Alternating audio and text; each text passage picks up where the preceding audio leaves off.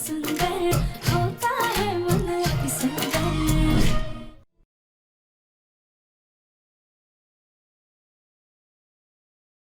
मैं आपसे बहुत प्यार करता हूँ, तो प्लीज आप ये घर, ये जायदाद, पैसा सब कुछ रख लीजिए।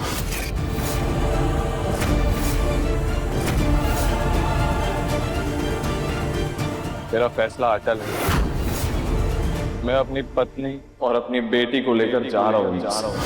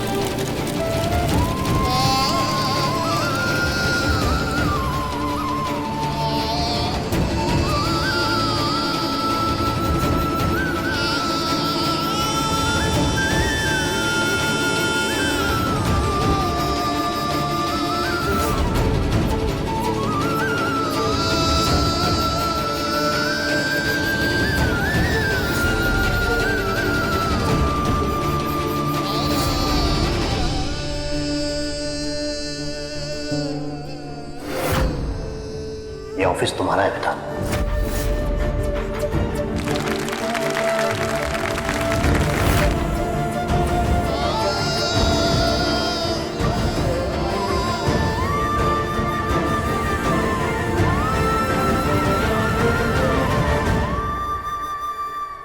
दिव्या, दिव्या, दिव्या मेरे भाई, प्लीज प्लीज मत जा दिव्या। अरे तेरे बिना मैं सब कैसे संभालूंगा?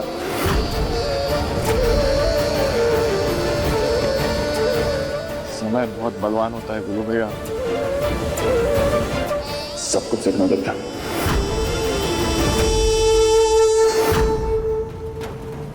दिव्या, दिव्या, अपने भाई की बात तो सुन।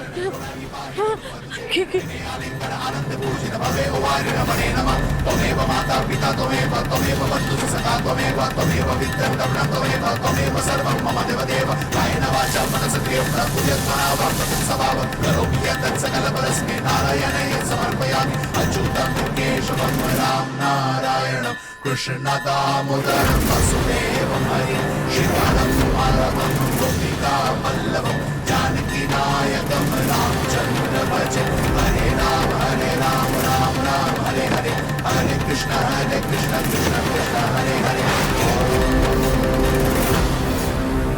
अगर तुझे जाना ही है ना तो तुझे हमारी लाश पर से गुजर करके जाना होगा।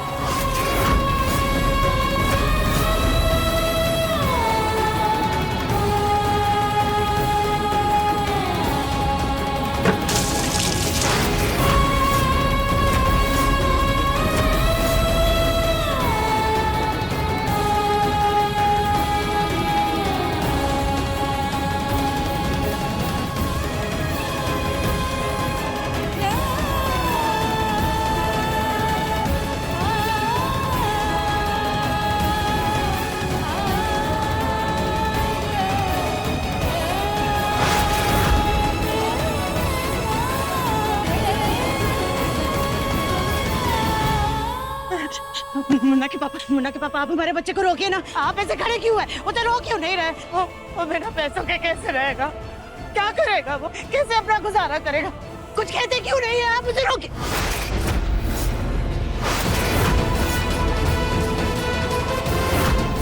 मैं दिव्यम बंसल अपनी बेटी और अपनी पत्नी के सम्मान के लिए आज अभी इसी वक्त ये घर छोड़कर जा रहा हूं।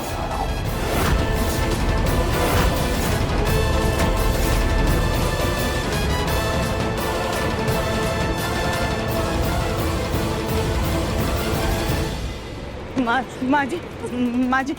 जी आप तो कुछ करिए ना, आप तो हमारे मुन्ना को ज्यादा से रोकिए ना। हम मानते हैं हमसे बहुत बड़ी गलती हुई है, बहुत बड़ी गलती हुई है। हमारी गलती के लिए हमें माफ कर दीजिए। आपको हमें जो सजा देनी है वो दीजिए, लेकिन हमारे मुन्ना को उसकी सजा मत भुगतने दीजिए। आप अपनी कसम दे दीजिए, क्या पता वो रुक जाए। आप रो के फिरत के कुछ फायदा नहीं होने वाला सुजाता। ये घिनौनी हरकतें करने से पहले कुछ तो इसका अंजाम सोच लिया होता। मेरा परिवार बिखर गया।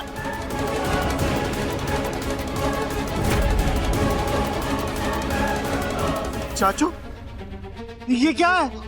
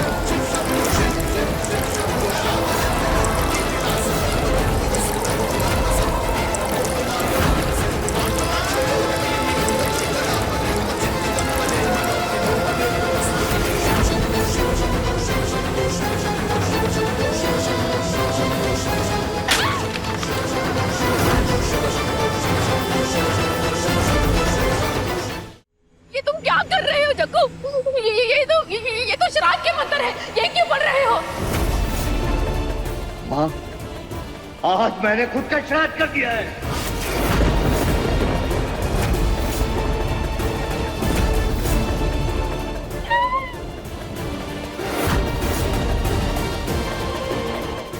ये आप क्या बोल रहे हैं जी? श्राद्ध नहीं, ऐसे अशुभ शब्द आप क्यों निकाल रहे हैं? आप तो हमारे सुहाग है।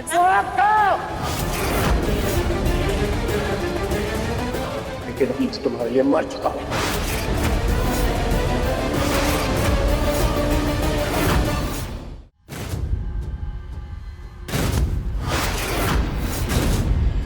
आज से मैं तुमसे अपने सारे रिश्ते नाते तोड़ता हूं।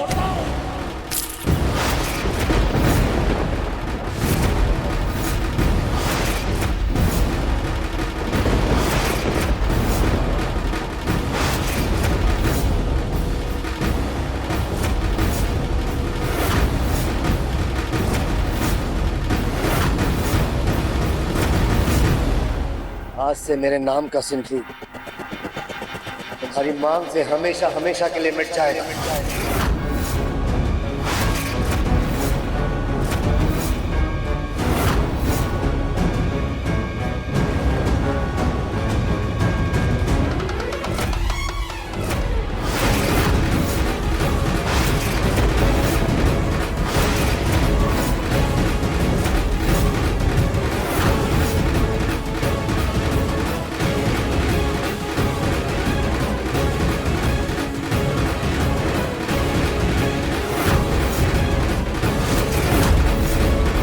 अभी तो सिर्फ सुहाग की निशानियां तुमसे अलग हुई।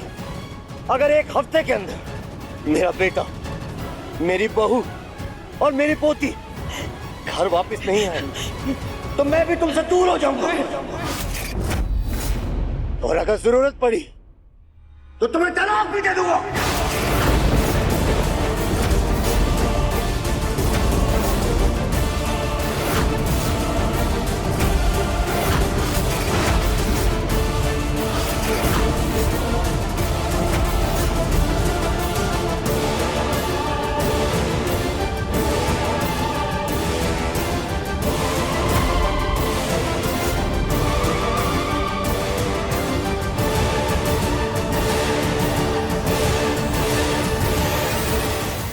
वजह से आज इस बुढ़ी माँ को अपने बच्चे का श्राद्ध देखना पड़ रहा है। अपने पोते को उसके परिवार से घर से जाते हुए देखना पड़ रहा है। और क्या देखना बाकी रह गया सुजाता? अगर तुम सच में चाहती हो कि हमारा परिवार एक हो जाए, संभल जाए, सुधारना चाहती हो, तो जैसे जग्गू ने कहा वैसा करो। मुझे मेरा परिवार वापस ला के दो। मुझे मेरे बच्चे वापस चाहिए। मुझे और कुछ नहीं चाहिए।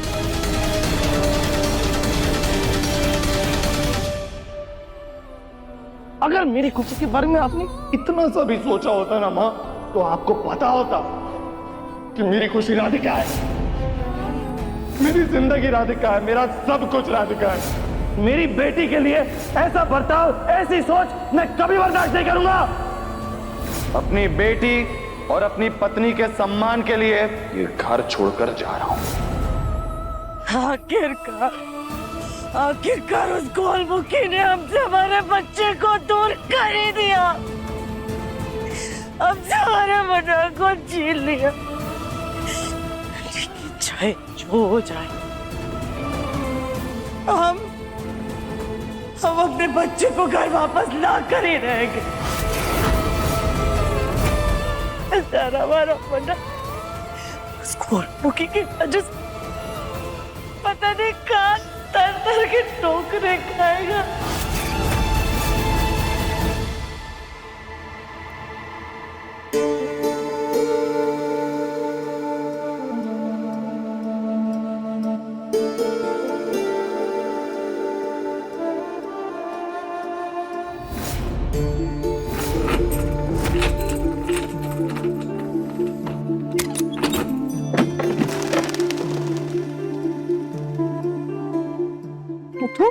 कोई बात नहीं बेटा, सब ठीक है।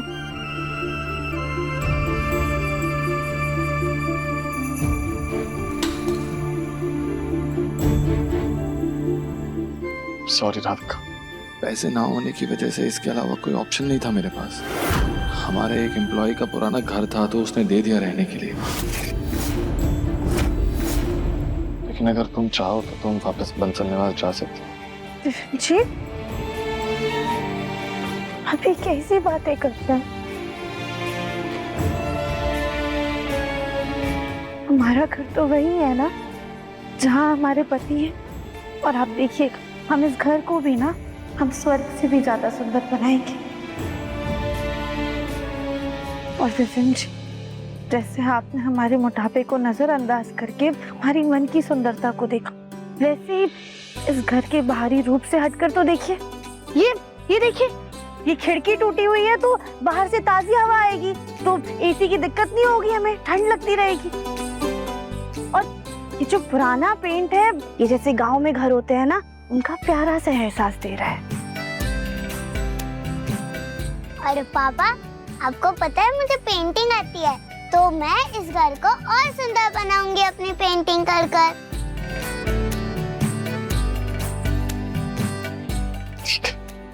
चलो तो फिर मिलकर इस मकान को घर बनाते हैं। अच्छा।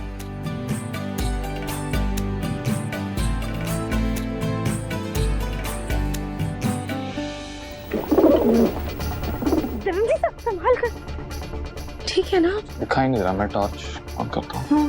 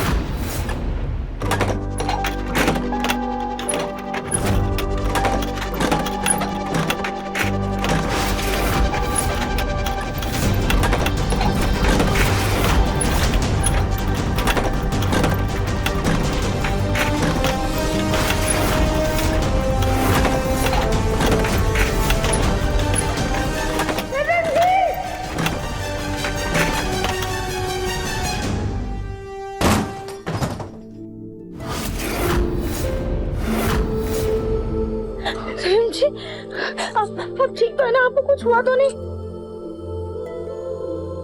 क्या कर रहा हूं मैं? मेरी जिम्मेदारी है तुम्हें सुरक्षित रखना, तुम्हारा ख्याल रखना, और उल्टा तुम ही मेरा ख्याल रख रही हो। किशन जी, शांत हो जाइए।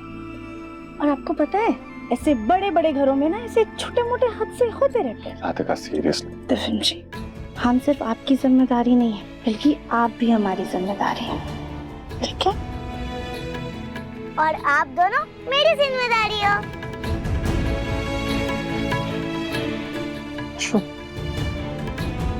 इसलिए मैं सब कुछ चेक करूंगी ताकि सब कुछ परफेक्ट हो।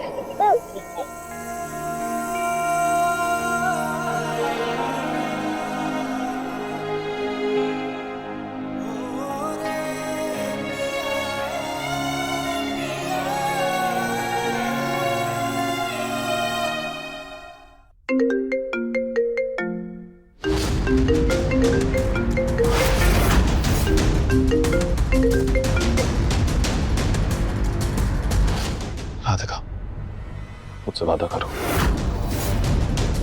घर से किसी का भी फोन आएगा तुम नहीं उठाओगी, किसी से बात नहीं करोगी तुम। प्लीज राधिका, एक चीज मांगा हूं तुमसे सिर्फ।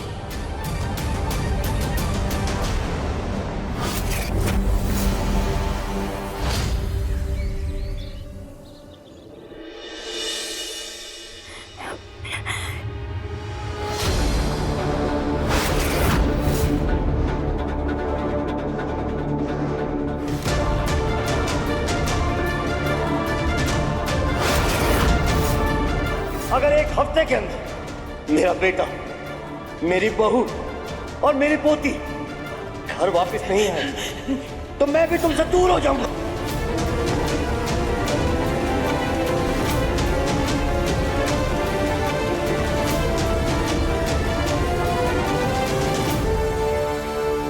अभी तक तो मुन्ना हमारा फोन काट रहा था, लेकिन अब तो मुन्ना का फोन लग ही नहीं रहा है। शायद उसने हमारा नंबर ही ब्लॉक कर दिया होगा। क्या करें, कैसे पता लगाए कि वो कहाँ है, किस हाल में? हाँ, राधिका को फोन करके पूछते हैं, वो हमारा फोन जरूर उठाएगी।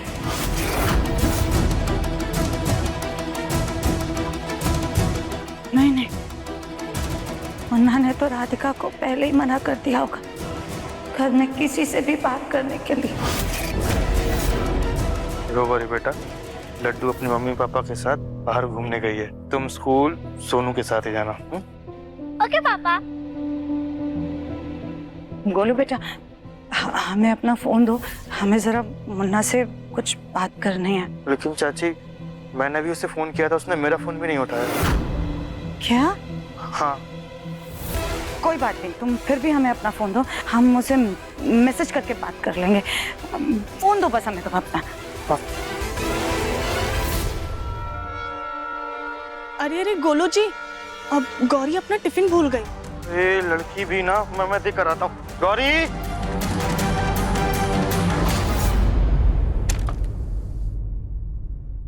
भोलेनाथ जी, स्थापना तो हो गई, अब बस दिया बत्ती की तैयारी करनी है।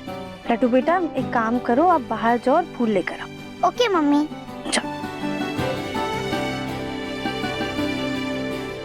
हे भोलेनाथ, आज दिव्यम जी नए काम की तलाश में बाहर गए हैं, उनका साथ दीजिएगा और हम पर और हमारे परिवार पर अपना आशीर्वाद बनाए रखिएगा।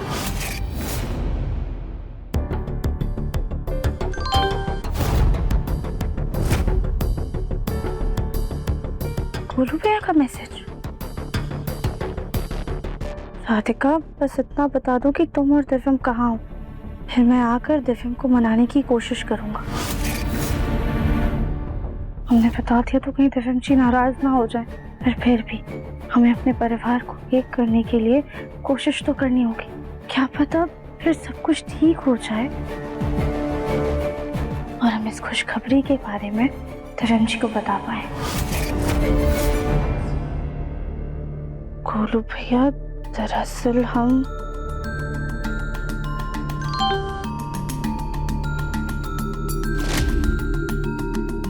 पता चल गया कि कि हमारा मुन्ना कहाँ है। अब कुछ भी हो जाए, हम अपने मुन्ना को घर वापस ला कर ही रहेंगे। मिस्टर बिरवानी, मैंने सुना कि आपकी कंपनी में क्वालिटी कंट्रोल मैनेजर की पोस्ट अवेलेबल है। मैं उसी सिलसिले में आपसे मिलने आया हूँ, मुझे वो जॉब चाहिए। मिस्टर देविया, क्यों आप मेरे साथ मजाक कर रहे हो? आप बंसल ग्रुप के ओनर हैं, फिर इस जॉब की आपको क्या जरूरत है? मिस्टर बिरवानी, जिस कंपनी की आप बात कर रहे हैं वो कंपनी मेरे पापा की है, उनसे मेरा कोई लेना देना नहीं। ना उस कंपनी से कोई लेना देना है और ना ही उस घर से। मुझे इस जॉब की बहुत जरूरत है। सॉरी मिस्टर देवी, इस जॉब के लिए आप ओवर क्वालिफाइड है। प्लस आपके पर्सनल मैटर्स में पढ़कर हम बंसल ग्रुप से अपने प्रोफेशनल रिलेशंस खराब नहीं करना चाहते। I am really sorry.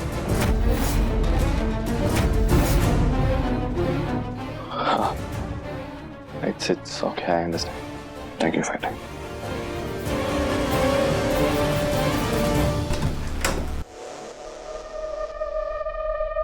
आज तो पानी इतनी जल्दी चला गया था। क्या करे, घर के इतने सारे काम बाकी हैं अभी तो। अब सुनिए दीदी, वो पानी कब आता है? आज सुबह बस आधे घंटे के लिए आया। हाँ, सुबह आधे घंटे के लिए ही आता है, बाकी पूरे दिन उस नल के पानी से काम चलाना पड़ता है। वहां से पानी भर कर लाना पड़ता है। जी धन्यवाद। मुझे भी थके हारे घर आएंगे तो उन्हें पानी की जरूरत पड़ेगी, और पीने का पानी भी इतना कम है। मैं काम करते हैं, हम जाके एक बाल्टी पानी ले ही आते हैं। जो सुकून अपनी पत्नी और अपनी बेटी को देना चाहते हो ना तुम, अगर तुमने इस घर की दहलीज एक बार पार की तो तुम उन्हें सिर्फ सड़क की धूल और गंदगी दोगे। सॉरी मिस्टर देवी, इस जॉब के लिए आप ओवर क्वालिफाइड हैं। हम बंसल ग्रुप से अपने प्रोफेशनल रिलेशंस खराब नहीं करना चाहते।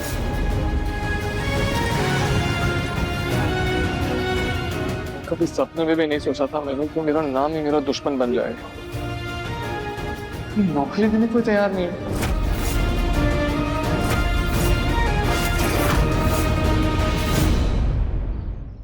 ये कैसे आई यहाँ पे? यहाँ का एड्रेस किसने दिया? ये हमारे नए घर की पहली मेनू।